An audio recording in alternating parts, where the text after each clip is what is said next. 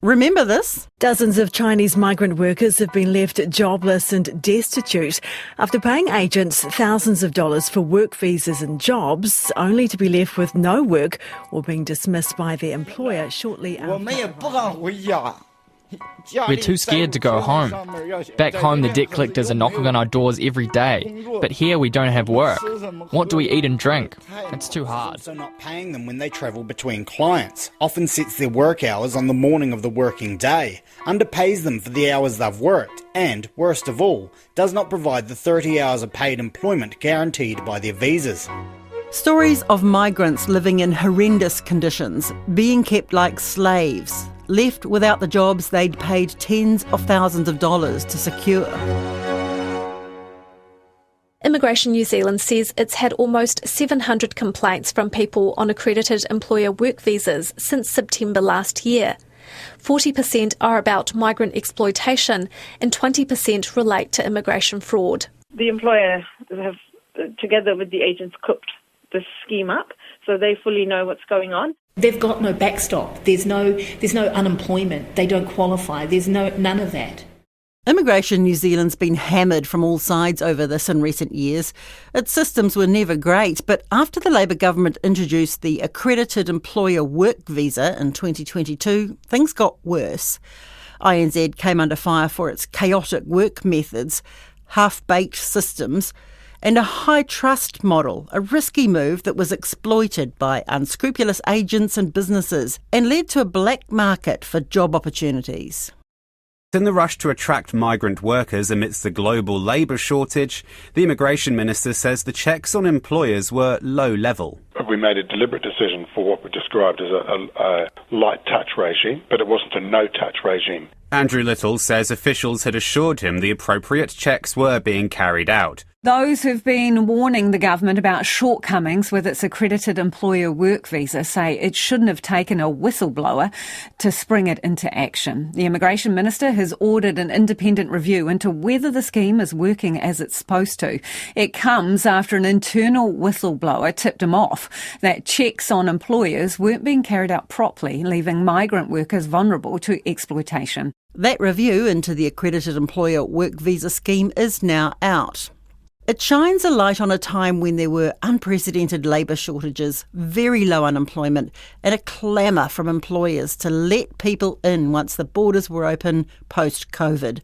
But the review also talks about mistakes by Immigration NZ that made everything so much worse. It was what they've described as the perfect storm. There's really a perfect storm of total incompetence, to be honest. Kia ora, I'm Alexia Russell, and today on The Detail, what went wrong with a visa that was supposed to make it easier for employers to find workers? And why didn't anyone listen when immigration staff raised concerns? The government knew how desperate businesses were. The media was full of stories about how desperate they were and, how immigration wasn't up to the job. There were all these pressures, and so it's all very well with hindsight, isn't it? But still, they should have seen that risk was the main thing that they should be focused on. Jill Bonnet is RNZ's immigration reporter and has analysed the review. Well, there's so many factors that are involved, to be honest, that it's difficult to know where to start. There was the policy itself, which had been in the making since 2017. There was the fact that the border reopened.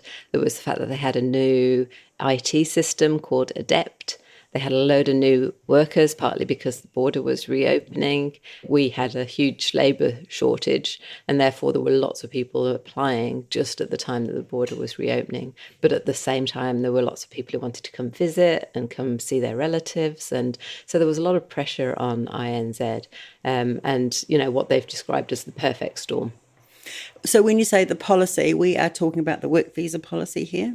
So it changed from the essential work visa, which was our main visa category before COVID, to the accredited employer work visa that had been formulated during the first Labour coalition government. So that was a switch from the emphasis being on the applicant to the employer, right? That's right, yes.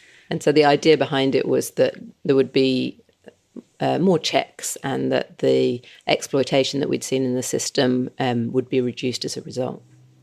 because the employers were putting out their hands for the workers they wanted, so they would supposedly make sure they were getting the right people. That's right. And they would have to comply with certain things. They would have to demonstrate that they'd shown their migrant workers their rights and that they were keeping good records. I mean, they were meant to obviously be keeping good records before that as well, but this was just a new way of trying to cut down on that exploitation that we'd seen in the system. So on the surface, was this a good move? It had a lot going for it. Certainly, we'd seen a lot of fraud and exploitation, mainly among students at that point, international students, people who'd paid for jobs and then had to pay that money back. Again, very tragic stories. And there was definitely a feeling that we needed to change something about that. Whether this policy was the answer, that's the thing that's being debated. So pre this policy, what we were seeing is things like students living in the back room of restaurants, working all hours, getting underpaid, having these spurious charges that they were supposed to, having to pay back, that kind of thing. Yes, maybe if they were on a postgraduate visa, they'd already done their education here, but they would be able to then work for somebody if they paid them to give them a job. Again, sometimes many thousands, but they were quite unusual, or at least we didn't hear very, very much about those.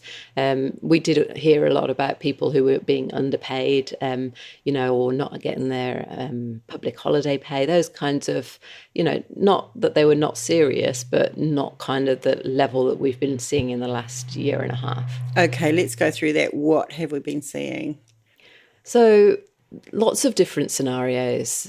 The exploitation that the review talks about are, again, things like underpayment and non-payment, but mainly they've been where a migrant has paid a premium for a job and visa while they were overseas, that they paid in the region of $10,000 to $50,000 to get an employer to take them on. An agent would promise that if they paid this money, they would arrive in New Zealand, they'd be able to do the job.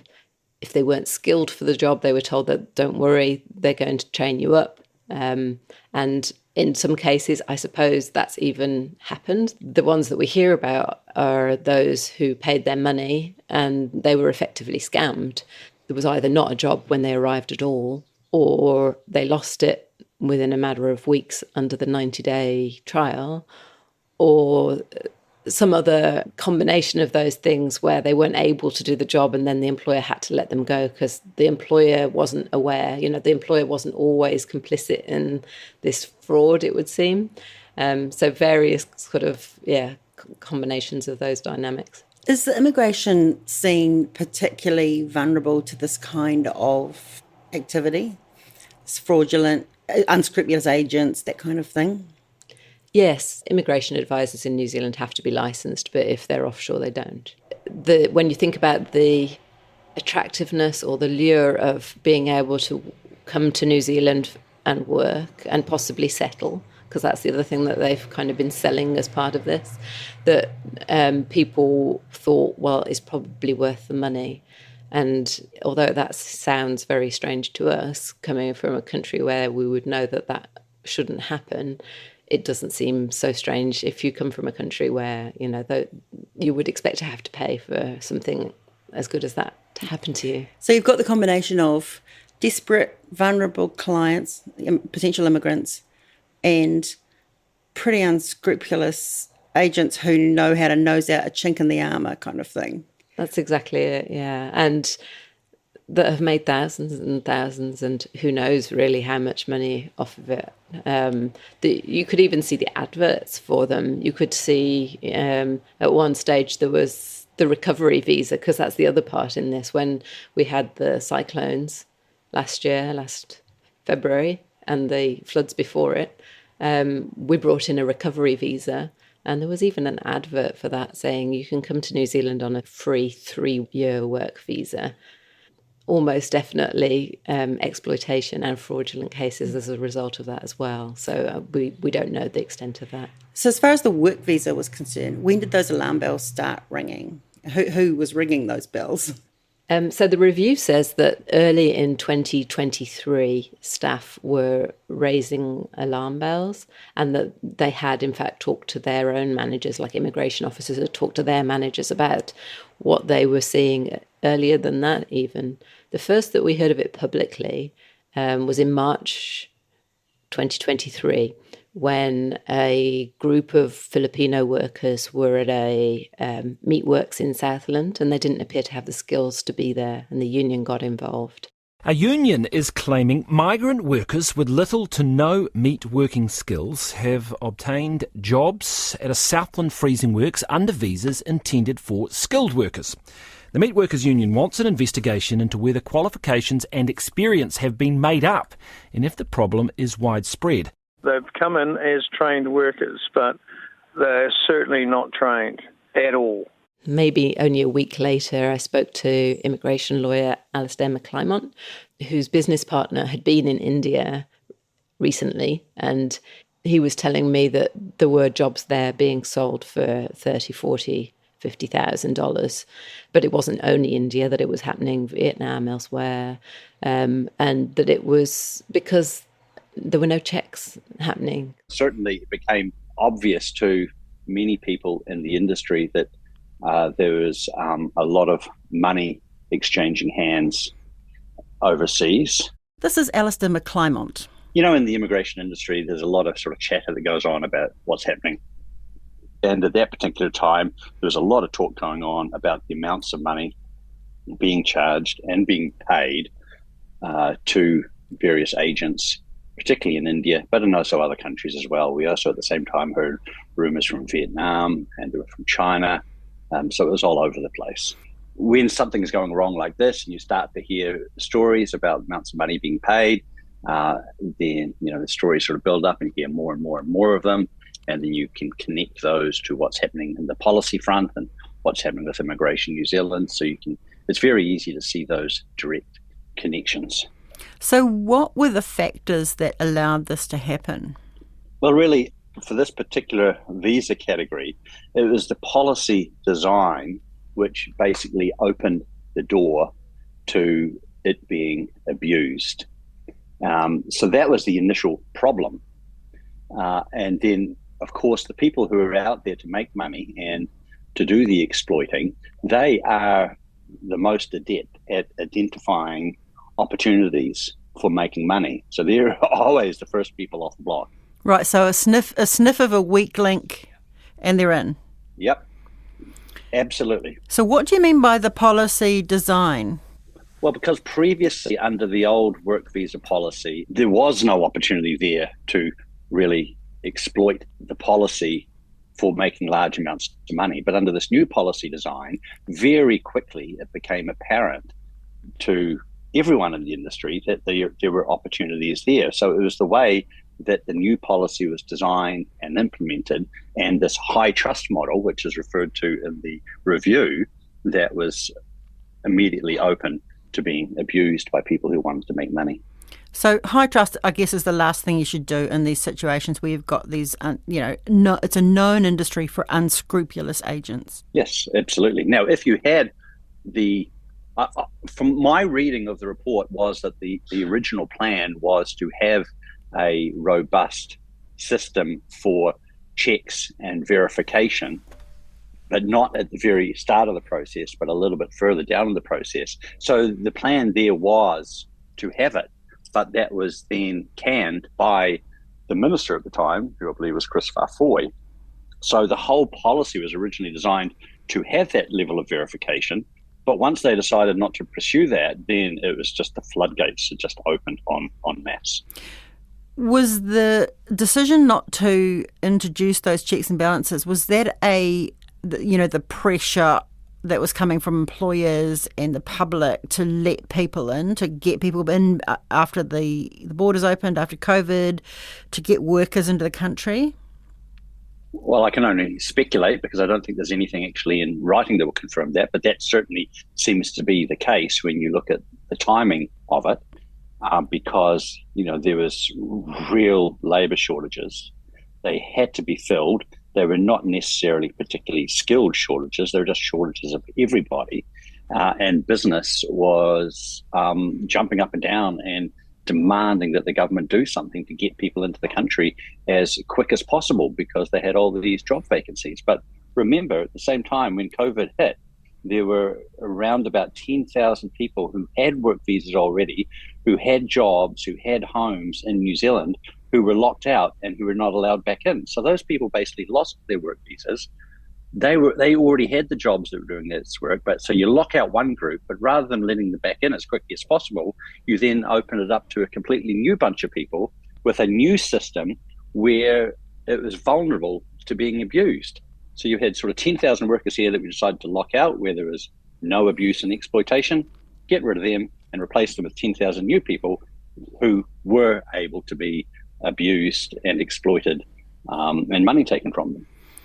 So was that a political decision or an Immigration New Zealand internal systems decision? That's political. That's around the cabinet table. Was there no one there to tap them on the shoulder and say, come on guys, this is going to work, look, here's the obvious flaw? Well, immigration officers, as we know from the report, they identified almost immediately that there were issues and they tried to raise the alarm. From my understanding is that the New Zealand Law Society did the same thing. Advisors and lawyers in the industry immediately could see the opportunities for the exploitation.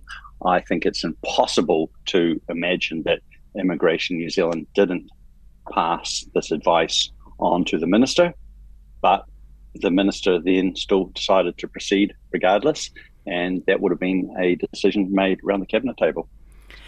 It really does show up the dangers of giving into the clamour, doesn't it? At the time there were lots of heartbreaking stories about migrants who are being exploited, about families who couldn't get reunited.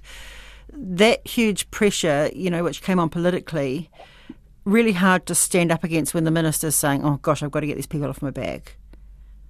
Yeah, but they made the problem for themselves because in this particular visa space, I'm talking about the accredited employer work visa, which used to be called the essential skills work visa. In that particular visa space, there was never much exploitation anyway. That wasn't the visa space where the problem was. But when the government, the Labour government was elected and came into power in 2017, they had this idea of creating a new visa type, which would create an extra layer of security to ensure that migrants weren't being exploited. But that didn't really eventuate that way. The policy didn't turn out the way that they had intended it. And I think primarily because they didn't actually talk to anybody about where the problems were, how the problems could be solved, and whether or not a new policy would solve the problem or create more opportunities. So they already had the idea long before COVID hit. They'd started implementing this new visa category before COVID hit.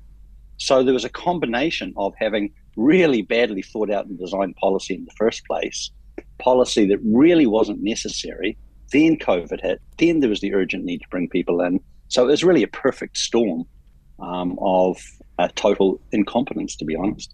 Well, why did the system need to be changed in the first place? The original idea back in 2017 was at that period of time, there were lots of media reports around migrant worker exploitation. So the Labour government, and this came from Ian Lees-Galloway, had this idea that they would create a new system for work visas where every employer needed to be accredited. So they needed to be approved by Immigration New Zealand first, and that there were requirements that the employers needed to fulfill in order to keep that accreditation. But what Ian Lees-Galloway didn't really understand was that under the work visa category that he was changing, that wasn't where the problem was. The exploitation was occurring primarily in the student visa space. And I'm not talking about the actual student visas themselves. I'm talking about the students who arrive in the country on student visas, finish their qualifications, they graduate, and they get a different type of work visa after they graduate, and they head towards a pathway to residency. So the exploitation was happening for those migrants who entered as students who were seeking a pathway to residency. That's where the problem was. So the original problem in 2017 regarding the students who were being exploited was solved by the cancellation of the skilled migrant category and new rules around the eligibility for students getting work visas after graduation. So they solved that problem, but then they went and created a new problem that they didn't need to do. And then COVID happened. Then they had to rush people in. Then they got rid of the verification process and the computer system wasn't ready. They ignored the warnings from their own staff. They ignored the warnings from the industry, and they proceeded anyway because they'd already spent 2, 3, 4 years developing this new work visa category and system, which was a really major project and took a lot of time and a lot of money, but was never necessary in the first place. Both Alistair and Jill say if some tweaks had been made, the situation wouldn't have got as bad as it did. That included the use of a new computer system with a lot of bugs called Adept. Apparently immigration advisors, and I don't know if it's any more widespread than that, call it inept. They sat in front of laptops and computers for hours on end trying to get applications through, as did many migrants, who put their own applications through and had difficulties with it while it was being used for residents, the fast-track residents that came through. And then, obviously, this happened. One of the issues with Adept was that rather than one immigration officer look at the whole of an application, so look at the migrant, the workplace, the employer and any problems they'd ever had, that work was then cut up effectively. Part of those checks were done in an automated way, and then a person would be looking at one aspect of that, and then it would maybe go back into the system and somebody else would look. So if you had some doubt about an employer, say, but then you said, maybe I'm still going to approve it, I think it's okay. If it had been the same person that had looked at that when the migrant was a bit dodgy. The doubts would add up kind of thing. The cumulative, maybe it wouldn't have got through. So that was one of the things that went wrong. The other problem that they created was this ability for employers who really didn't have very much money to obtain large numbers of what they call job check tokens, which were able to be sold on the open market. And that's something that didn't exist previously. So they created a commodity which was able to be sold on the black market in countries such as India, China, and Vietnam. So now the review's out. Is it all sorted? The problem forever is that we've had immigration ministers who frankly know nothing about the immigration industry. So they'll come in with an idea and they'll talk to their senior officials in Wellington who equally have very little idea of actually what happens at the coalface, because they too don't ever talk to anybody. So they come up with these brilliant ideas and they implement them without actually ever checking with anyone as to whether or not it's a good idea, or if it's needed, or if there are flaws in the system. I mean, all they really need to do is just pick up a telephone and ring any immigration advisor, any immigration lawyer and say, hey, we've got this idea, we're doing this. Do you see any flaws in this problem? If they had done this, they would have had a multitude of responses saying, don't do this, this is dangerous, it's going to open up the system to abuse and exploitation. So do you think this is still going on? I would imagine so, but because the processing of the applications is now so much slower than it was before, I think the industry now knows that applications are getting a more thorough looking over. I think a lot of people are now being a little bit more careful before they're getting involved in these sorts of things. But I also think that, the main players in the industry who are out to make money quickly out of people have made their money and have taken it and have, got out of it quickly, because, there's lots of rumors going around about people who have, banked $500,000 in a very short period of time. There's some truly, obviously, awful stories about what have happened to the migrants in this case. But when there are losers, there are also winners, aren't there? That's it for today. Thanks to Jill Bonnet and Alistair McClymont. The details supported by RNZ and NZ On Air. This episode was engineered by Rangi Powick and produced by Gwen McClure and Davina Zimmer. I'm Alexia Russell. Mā te wā.